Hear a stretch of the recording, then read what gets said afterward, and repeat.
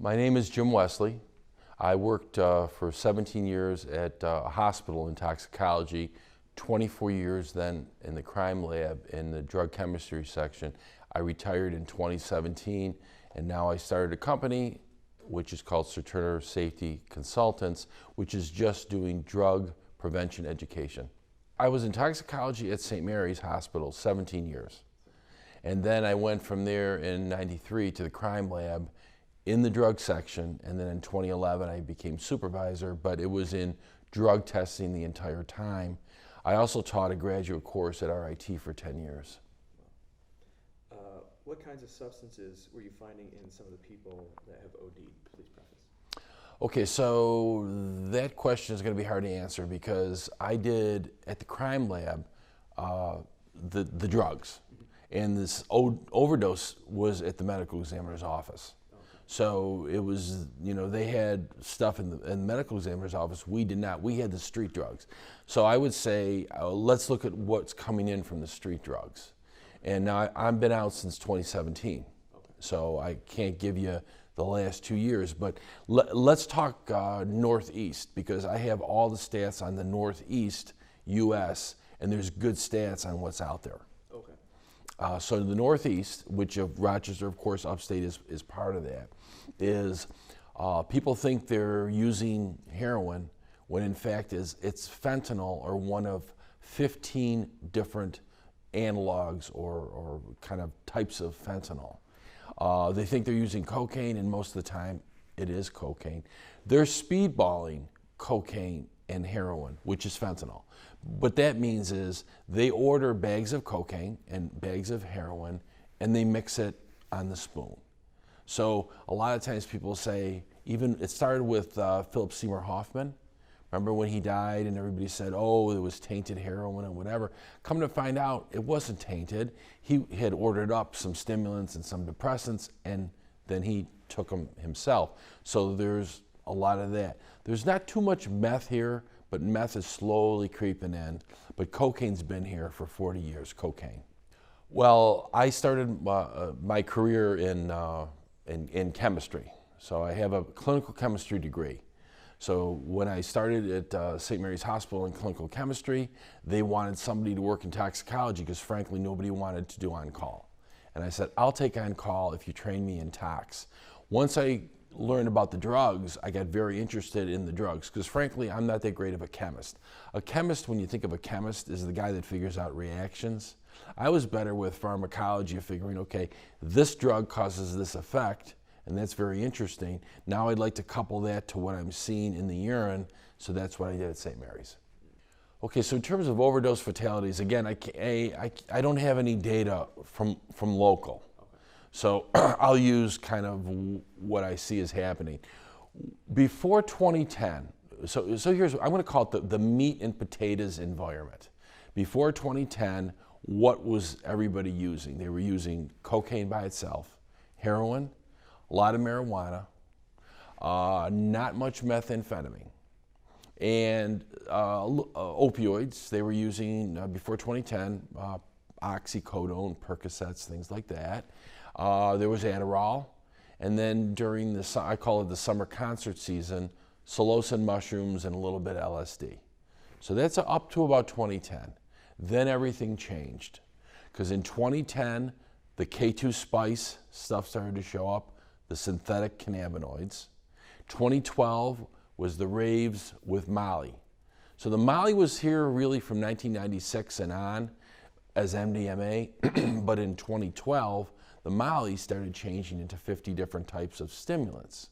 So then you had the 2012 Mollies, and then in 2015, you had the fentanyls. So now we went from about 25 drugs to worry about to about over 100 different drugs to worry about. That's a lot of drugs.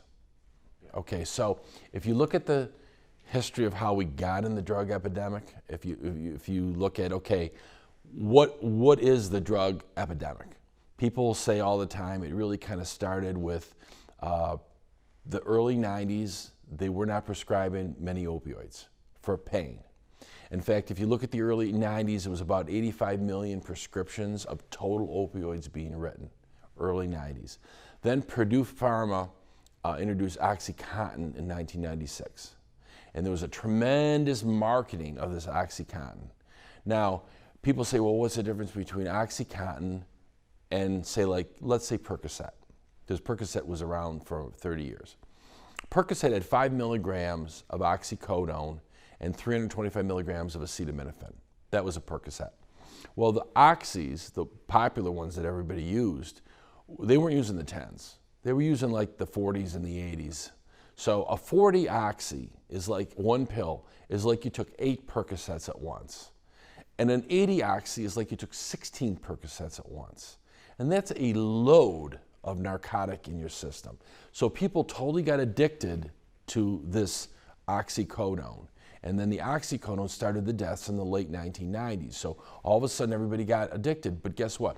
We went from 90 million prescriptions to a peak of 255 million prescriptions in 2012.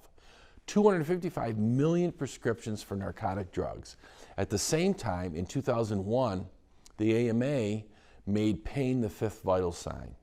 Now, what does that mean? Very important, because that means the doctor has to ask you if you're in pain. What's your pain score? Oh, I feel like about a 7 and 8. Well, when you tell the doctor you're in pain, he must treat you with narcotics to get you out of the pain. So that added a whole other bump to the overdose. Then in 2012, they started the prescription pullback.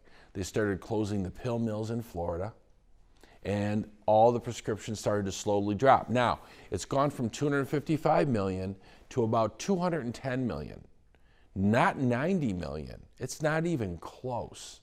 But that pullback, the 20% pullback from 255 to 210, has caused the huge death rate.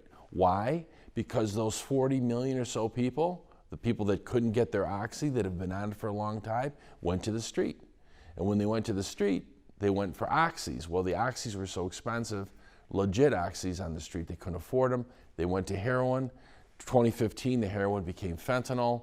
Now the fentanyl is killing everybody. So the death rate is because of the change from the prescriptions to the street. Now, I've got a good stat, which I didn't bring it tonight, but I know the stat.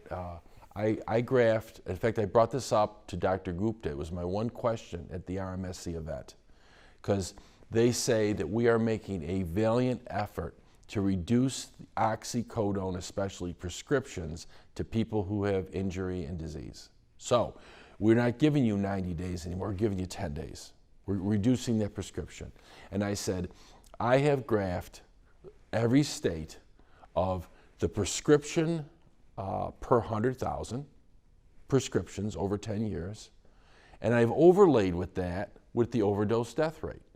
And do you know what I found in a very interesting statistic when you overlay those two databases, which, by the way, take a long time to do. You have to pull that data out of CDC, you have to pull the graph, but here's what you find, which nobody had an answer for, and it's amazing. The states that had a high prescription rate that continued with a high rate, and the states that had a low rate that continued with a low rate, have an intermediate amount of death. The states that have the highest death rate are the ones that had a high rate and had a dramatic cutback. So, if you are a state, I think Arkansas for one, where you have a high prescription rate and you haven't pulled it back much, you're not seeing what I call I'm calling it a die-off. I know that would be like a Darwinian thing, but it's almost like a die-off, because people are going to the street, they're getting this deadly stuff, and it's killing them. So the states that have a low rate, kind of like New York, never had a high rate, and they're pulling back a little bit, they have an intermediate death rate. But it's the pullback. And what does that mean? It means you can't get the prescriptions. You have to have an opioid because you've been on it for 10 years or whatever as chronic use. You go to the street. And so where is this going to get worse? And my answer is yes, in a way. So as the DEA every year is cutting back on the total amount of drugs that are prescription. It's called ACROS. Have you ever heard of this?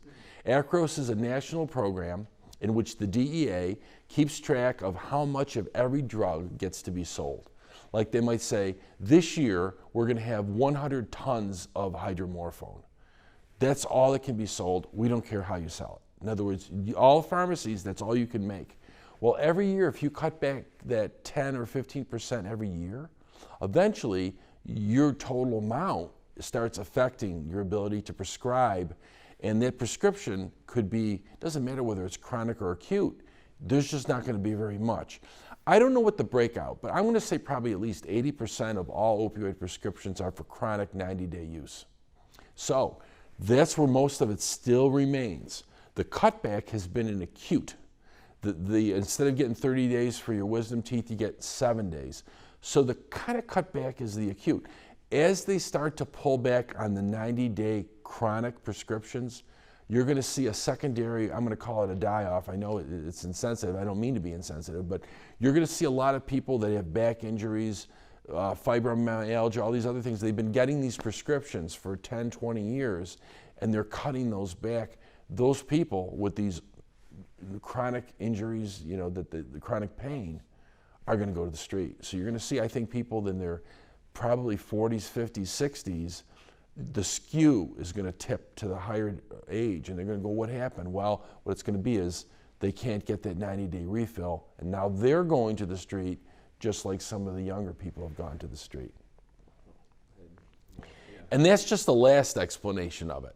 So that's when you say, how can we, so the answer might be, well, the big question is, can we make this any better? Right. Well, I have ideas on what makes it better based on the root cause. And it's not based on the opioid use at all. It's based that people use opioids, which, believe it or not, narcotics, if you know about narcotics and how they work, narcotics are I'm going to call it a beautifully and deadly thing, because not only do they remove physical pain, they totally remove all emotional pain. If you have anything in your life that's bugging you, your relationship, your job, your kids, any of that stuff, and you start taking narcotics, and the break point on that, if you look into this, you will find the break point is 220 a day. 220 milligram oxys is the break point when people start feeling pretty good from this stuff. Now you might say, I don't like feeling that pretty good. I don't like feeling kind of out of it. But for all the people that don't like that, there's a certain percent that go, I really like this. I like this relaxed, euphoric state, and I like that now I don't have to worry about my bills, and I don't have to worry about my husband or my wife giving me a hard time. So that whole thing breaks into the fact that I want to stay on this stuff. So the only way to change that is to change the root cause, and the root cause is based on what Iceland did. And Iceland did over 20 years. They reduced drug and alcohol use in high school from over 40% to less than 5%. Oh, really? But not the way we're doing it. Right. They did it in a way that I'm proposing. And the way that I'm proposing is you discuss purpose, because purpose on every kind of level is important, and people don't understand it. They think purpose is just something that you have when you're working a job. So you talk purpose. Then you talk about what's bothering everybody. And now they're not calling it mental health anymore. They're starting to call it emotional distress. And I like that term, emotional distress. So I have this little worry survey, 20 worry questions, what's making you worried? I ask everybody what's making them worried. Then we sort it in Excel, and we find out what's making them worried. Once you find out what's making you worried, you try to reduce the worries. And then the things that you can't reduce, you use coping tools and coping skills. That's how you deal with the drug alcohol crisis. You stop the first use because in your mind, you're happier, and you don't need to use that to block out all these things and these perceptions that you don't like. Like people say, well, I don't think I'm happy. I'm not happy. I have to blunt that. I have to blunt all these things. And that's what people do. Now that's a real big lift. And I've been told by a lot of people when I talk to people in rehab, when I talk to people at the different meetings, are you kidding me? You're out of your mind. And I said, no, I'm not out of my mind, and I'm not kidding you, because you have to go to the root cause of why everybody's been using this. And frankly, it all started with Valium in the 60s, and it really started with barbiturates in the early 60s. But the bottom line is, people don't like their lives generally, and they try to blunt it by drinking, smoking weed, and if they have a narcotic, it's the perfect way to take care of anything that you don't like. The only problem is the narcotics are a lot more deadlier than the weed and the alcohol. I mean, the alcohol kills like 70,000 to 80,000 people a year, but it's chronic. You know, congestive heart failure, liver failure, it doesn't show up as an overdose on the side of the road. We see overdoses of, well, I'm going to say who they are. They're white guys, 25 to 34. If you break in the, and I don't have it with me, but I handed this out, the statistic of the CDC of who's dying. So, okay, what's killing them? We already talked about that. Who's dying? If you go to the data visualization gallery, the CDC will, in a really cool way, plot stuff for you. Now, once it plots it, you can't print it out. You have to actually click on the point and extract the data. So here's what we got, and I don't have everything memorized, but let me throw the biggest point. 2017, the national death rate was 21 per 100,000. That's the national death rate. Do you know what the death rate for white guys 25 to 34 is? 75.5. 75.5, over 3 times the national death rate. It's insane. That's why they're all in the obits. Now, okay, well, that discussion is coming. So you've got, but you're half there. So that you've got that, and I have it here, but I don't feel like reading it all off. But blacks are about 2/3 the whites. Hispanics are a little less than blacks. Do you know what is a death rate of 1 per 100,000, not 20 per 100,000? Asians. Okay. Yeah. They don't even graph it. Now, the question might be, why don't we find out what the Asians are doing right? Because they're not dying. Nobody asks anybody that, right? Nobody says, my across the street is a Korean teacher. I know the answer, so we can talk about that if you want, because that has to do with not only a very tight family, but almost we are all in this. Here's how I see it. I'm going to see this as an Asian Korean thing, but I'm also going to see it as a Jewish thing in the neighborhood where I grew up. Because of the IQ? No, it has this is basically it. It's an absolute. We are all on board.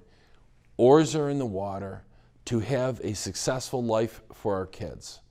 And we will sacrifice. We're not buying an Escalade, and we're not living in a 4,000 square foot house.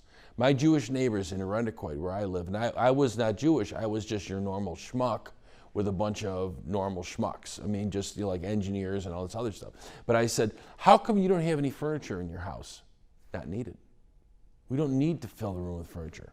Why? Because we're saving for college. Now, that shared sacrifice, which is part of the Asian culture and is also part of the Jewish culture, and maybe I would say maybe a little Ukrainian culture, it's like we're saving, but you're going to sacrifice too. You're going to work hard in school. You don't need to be, on the social media as much because there are not as many good jobs out there. We want you to get the good jobs, but we're going to help you. We're going to sacrifice too. And the kids see that shared sacrifice. Now I don't see shared sacrifice in households. I said, everybody, it's all for me. I want stuff.